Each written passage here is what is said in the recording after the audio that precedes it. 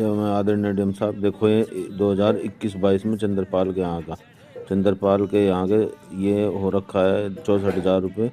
ये 1/12/2021 में ये इस कोड नंबर पे, और ये भुगतान साहब साथ में।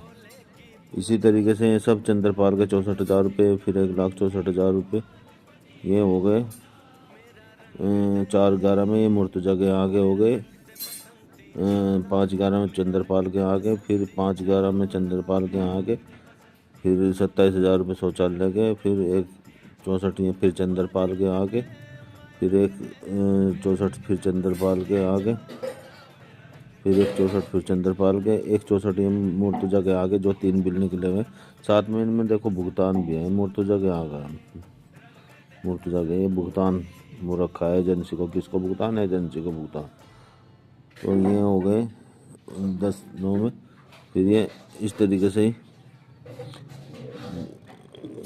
10/9 में, 10/11 में फिर चंद्रपाल के आगे, फिर ये इस तरीके से 10/11 में फिर 31,000 ये शौचालय के, फिर ये 1/64 चंद्रपाल के, फिर 1/63 सरकारी अस्पताल पे रंग के, फिर 1/64 चंद्रपाल के, फिर चंद्रपाल के, फिर ये हो गया 6,000 मानदेय हो गया, 27,000